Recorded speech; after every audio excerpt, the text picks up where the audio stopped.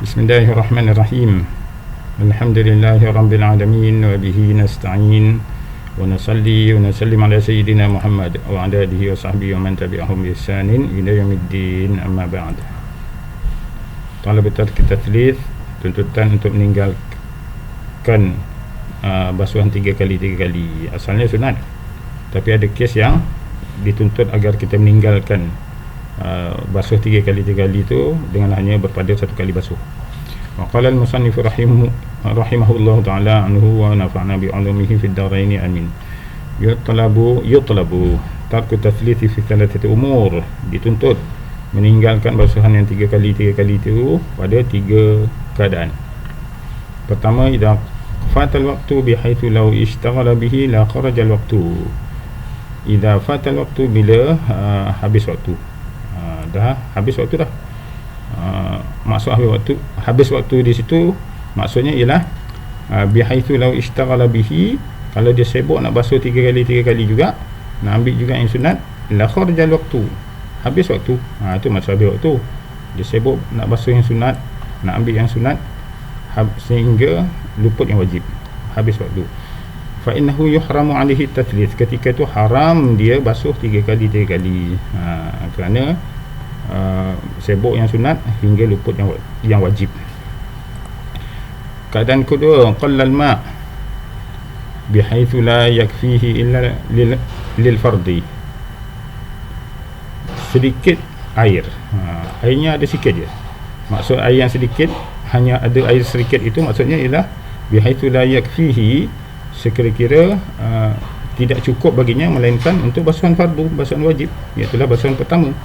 Fatuhramu ziyadah, ketika itu haram baginya untuk lebih daripada 1 kali basuh. Sebab kalau dia basuh 2 kali 3 kali, habis air tu, sebab airnya sedikit.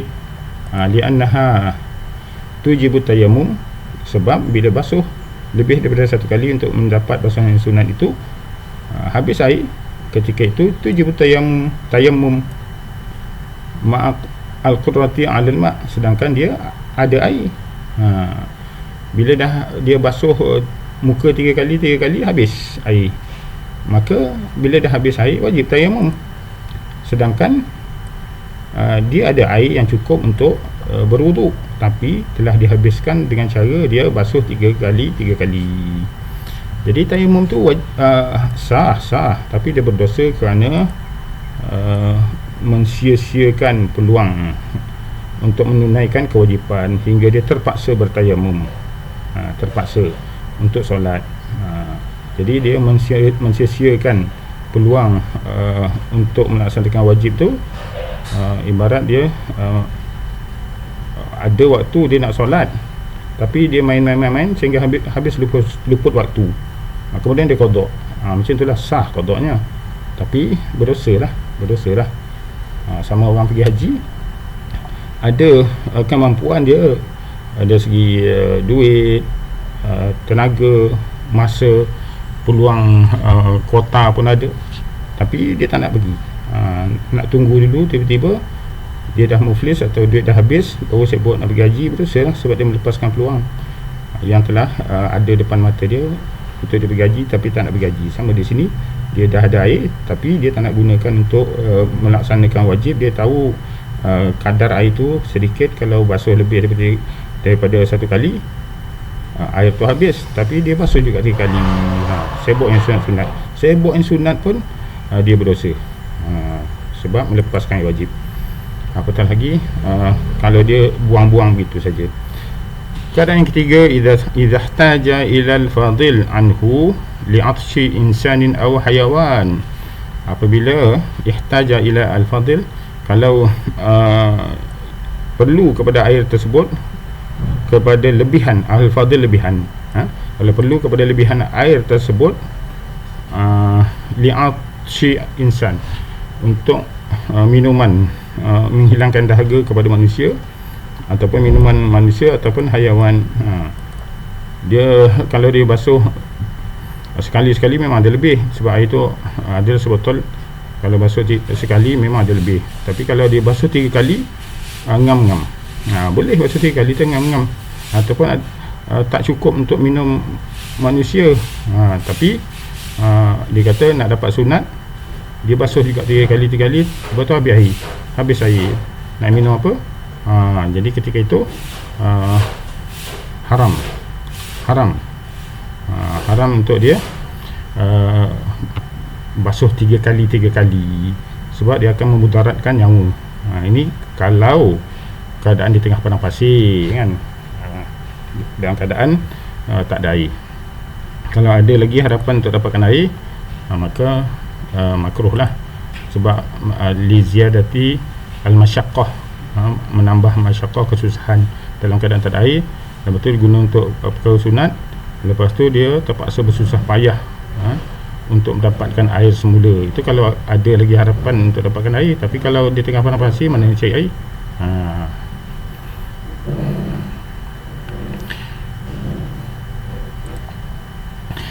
Yang berikutnya al-muwalah wa dhabituha, mualat dan dobitnya. Dobitnya garis panduannya lah. Mualat ni berturut-turut dan dia punya garis panduan. Wal asyaratu, dan sunat wuduk yang ke-10, al muwalatu baina al a'dha'i fi tathhiri, iaitulah berturut-turut antara basuhan antara satu anggota kepada anggota yang lain di dalam tathhir, bersuci, sama ada wuduk ataupun mandi wajib. Bihaitsu la yajiffa al awwalu qabla syuru' fi tsani, sekira-kira tidak kering basuhan yang pertama sebelum masuk kepada basuhan kedua. Seperti basuhan muka yang pertama. Jadi sebelum dia basuh kedua, basuhan muka yang kedua, kali ketiga tu, sebelum basuhan pertama tu kering, dia dah basuh kali kedua. Ataupun itu satu keadaan. Kalau dia dah basuh muka sebelum air basuhan pada muka tu kering, dia dah basuh tangan. Itu mualat. Tapi kalau dia basuh muka sekali, lepas tu dia pergi jalan ke masjid, dia basuh muka untuk wuduk di rumah, basuh muka sekali, pergi masjid kering lah, kan, di masjid dia sambung wuduk dia tu pada basuhan muka yang kali kedua, sah basuhan tu sah, tapi tidak dapat mualat sebab air wuduk pada muka yang tadi dah kering. Begitulah kalau begitu jugalah kalau dia nak basuh tangan, kan, di rumah dia dah basuh muka, kemudian oleh kerana air kat rumah dia kering, kemudian dia pun pergi masjid, dia niat untuk sambung wuduknya di masjid pada basuh tangan. Jadi masa dia berjalan tu kering lah wuduknya pada basuhan muka. Jadi sampai di masjid dia sambung basuh tangan, itu sah wuduknya, tapi tidak dapat mualat lah. Okey. Jadi sebelum kering tu itu namanya mualat. Dalam keadaan ma'tidalil hawa, itu dalam keadaan udaranya tu normal lah, normal. Dia seperti biasa, tidaklah kebetulan hari tu memanglah panas. Bila dah panas, cepatlah kering. Jadi bila cepat kering tu, itu walaupun dia kering, tapi itu tidak dikira putus mualat. Sebab panas ataupun angin kencang, kering lah, kejap dah kering. Itu tidaklah memutuskan mualat walaupun dah kering. Wa mizaju syakhsi nafsahu. Mizaj ni dia apa tu, bergaul, bercampur. Jadi di sini maksud mizaj di sini ialah apa tu, berubah-ubah keadaan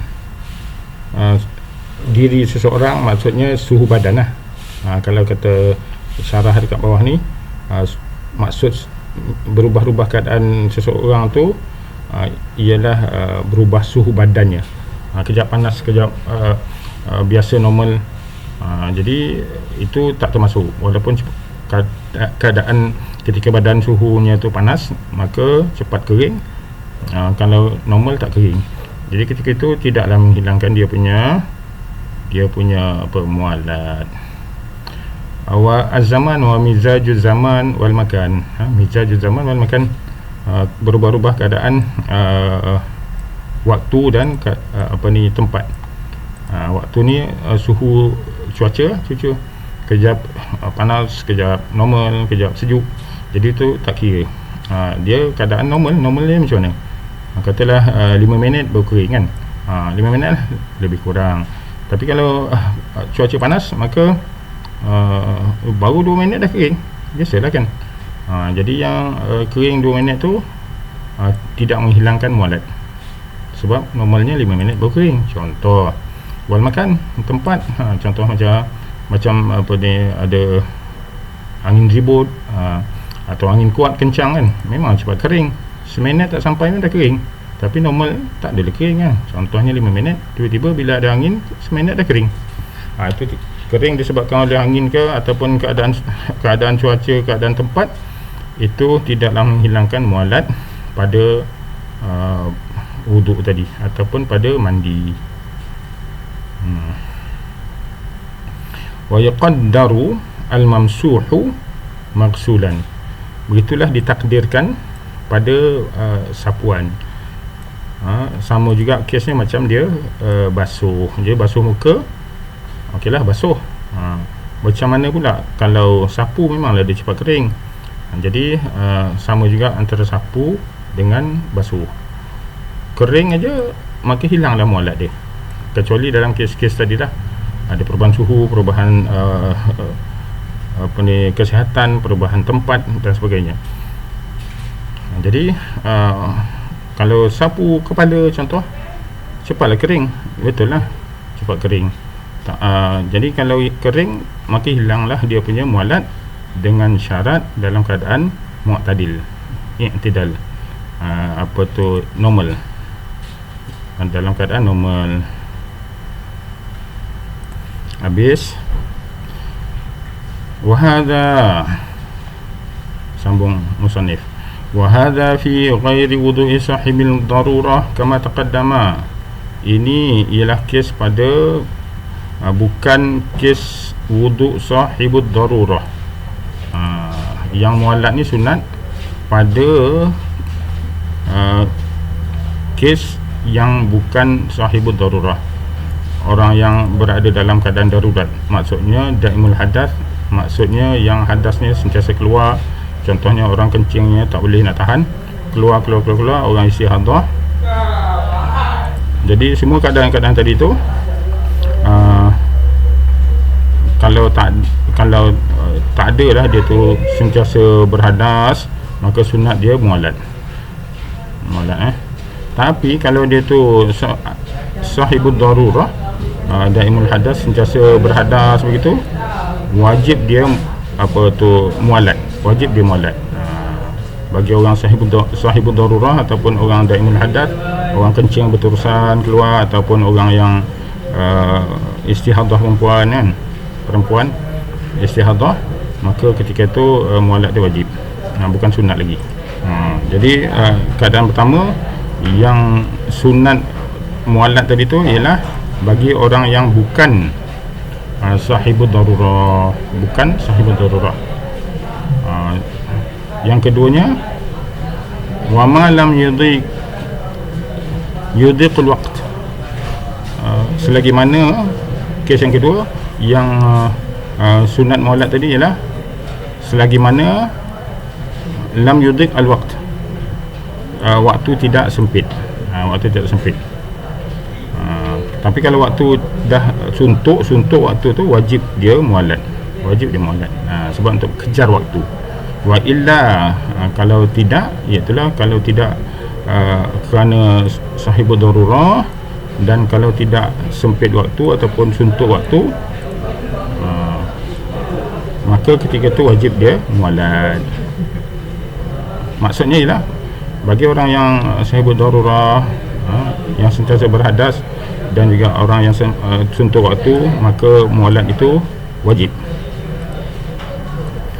Wal i'tibar bil ghaslatil akhirah, dan perkiraan sama ada sempit waktu ataupun lapang waktu tadi tu adalah pada basuhan yang terakhir, bil ghaslatil akhirah, basuhan yang terakhir. Kalau seandainya pada basuhan terakhir tu masih lapang waktu, masih sempatlah dia untuk solat dengan sempurna sampai salam, maka lapang waktu.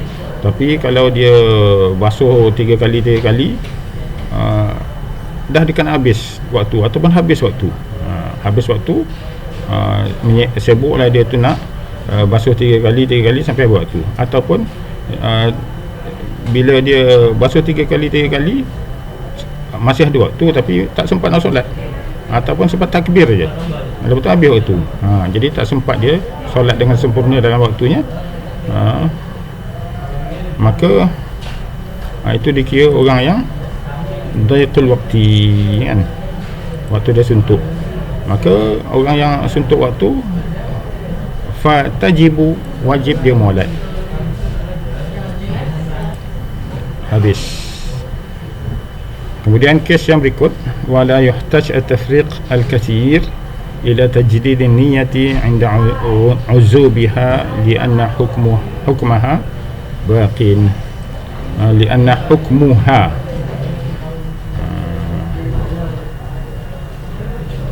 baqin, hukmuha, dan tidak perlu pada tafriq al-kathir, tempoh senggang antara basuhan pertama basuhan kedua tadi tu, ada apa ni, selang waktu yang panjang kan, contohnya basuhan muka yang pertama, kemudian dia rehat sampai kering, barulah dia basuh yang kedua, itu maknanya selang basuhan yang panjang lah. Selepas dia basuh muka, dia basuh pula tangan dia, selepas kering muka dia tu, barulah basuh tangan. Itu maknanya tafriq al-kathir, iaitulah selang waktu yang panjang. Kemudian contohnya macam dia pergi ke masjid tadi dah, dia basuh muka dia di rumah, kemudian dia pergi masjid dengan niat untuk basuh tangan pula, contoh kan. Jadi panjanglah sedang waktunya, jadi sah wudunya. Itu nama tafriq al-kathir. Bila dia basuh tangannya di masjid, dia la yahtaj, tak perlu kepada tajdid an-niyat, dia tak perlu niat semula, niat wuduk semula tak perlu. Dia hanya perlu niat untuk sambung ataupun takmil, melengkapkan dia punya wuduk sahaja. Tak perlu kepada nawaitu raf'al hadath, tak perlu. Dia hanya maksudkan ataupun dia hanya perlu niatkan ini adalah takmil ataupun menyempurnakan basuhan wuduk aku saja. Jadi la yahtaj tafriqul kathir ila tajdid niat yang baru tak perlu, inna uzubiha, ketika air basuhan yang pertama tu dah kering, lianna hukmuha baqin, sebab hukum wuduk tu masih ada. Hukum wuduk tu masih ada selagi dia tak kentut ataupun melakukan perkara yang batal wuduk. Jadi hukum wuduk tu masih ada, cumanya sebab mualat tu sunat, cumanya tak dapatlah sunat. Wallahu ta'ala alam.